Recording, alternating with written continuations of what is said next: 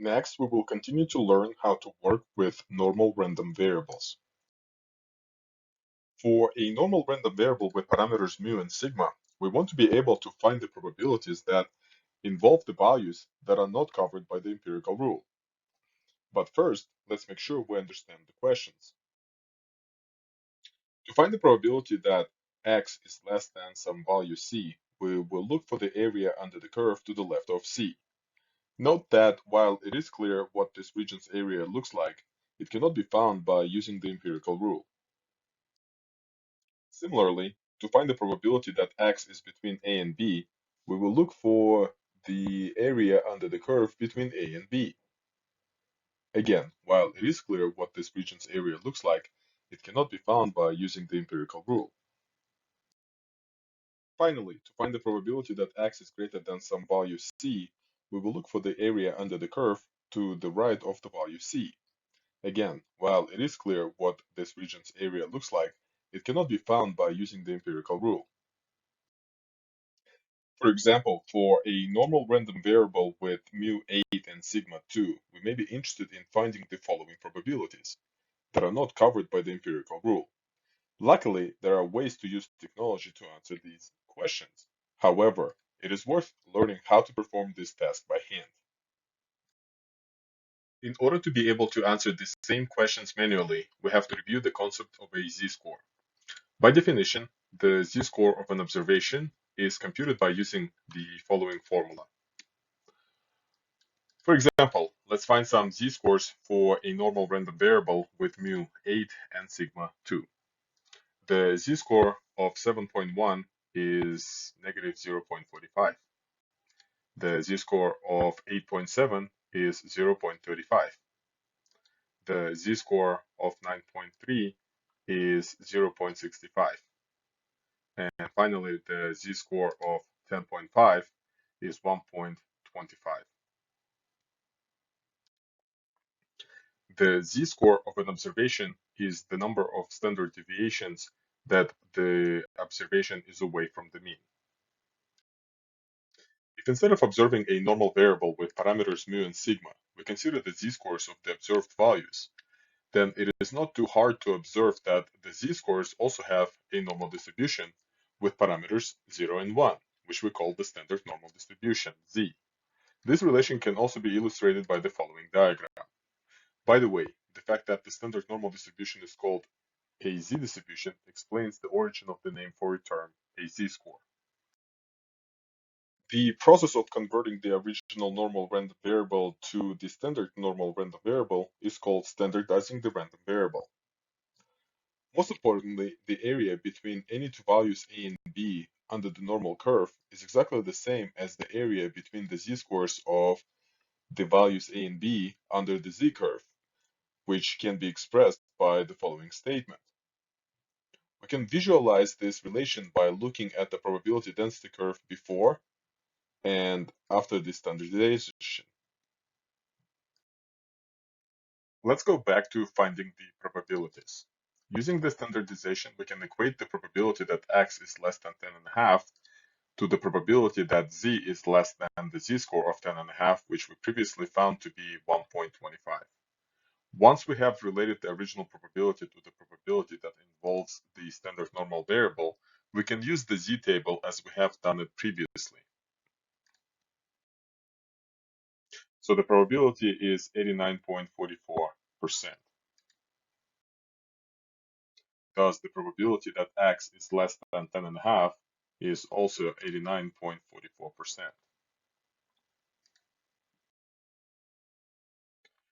Using the standardization, we can equate the probability that x is more than 9.3 to the probability that z is more than the z-score of 9.3, which we previously have found to be 0.65. Once we related the original probability to the probability that involves the standard normal variable z, we can use the z-table as we have done it previously. So the probability is 25.78%.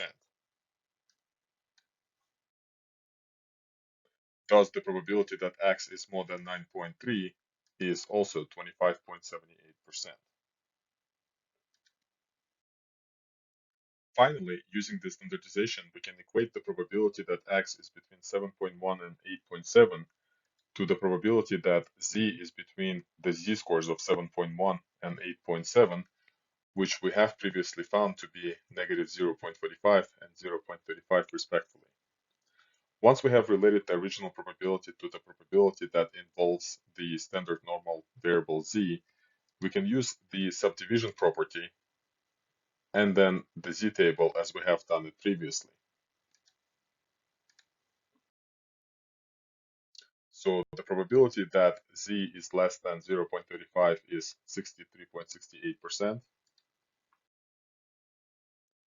and the probability that z is less than negative 0.45 is 32.64%. Thus, the probability that x is between 7.1 and 8.7 is 31.04%. Similarly, we can use this standardization for any other normal random variable. Here's another example of how to find the probabilities for a normal random variable. Of course, every result obtained manually can be confirmed using technology.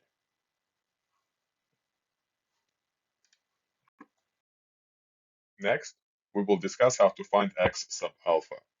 Recall that for a random variable x, to find x sub alpha means to find the value, the area to the right of which is equal to alpha. In other words, we are looking for a value. The probability that x is greater than that value is exactly alpha. After standardizing the left-hand side of the equation, we obtain the following equation, which implies that the z-score of x sub alpha is z sub alpha. Therefore, the following relation is true. This formula allows us to find x sub alpha if z sub alpha is known. For a normal random variable with parameters 8 and 2, let's find x sub 0.38 by using the formula that we just discussed. Now that we have related x sub 0.38 to z sub 0.38, let's use the z-table as we have done it before. We identify alpha as 0.38, hence 1 minus alpha is 0.62. In the z-table, we look for the closest value to 0.62, which is 0.6217.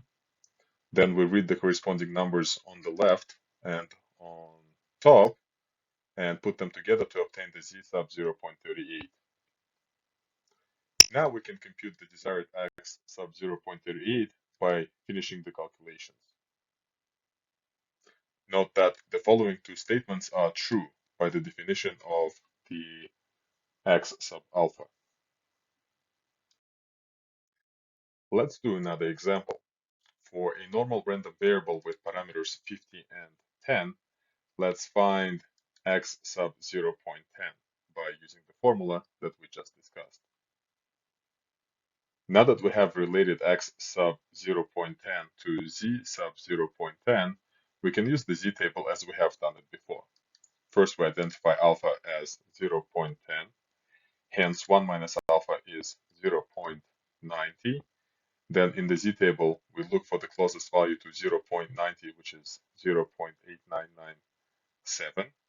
And then we read the corresponding numbers on the left and on top of the table. We put them together to obtain the z sub 0.10.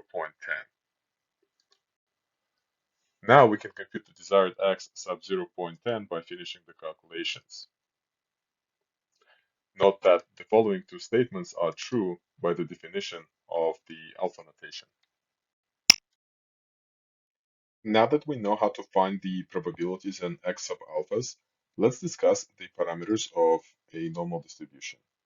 It is not a coincidence that the two parameters for a normal random variable are labeled similar to the mean and the standard deviation of the dataset.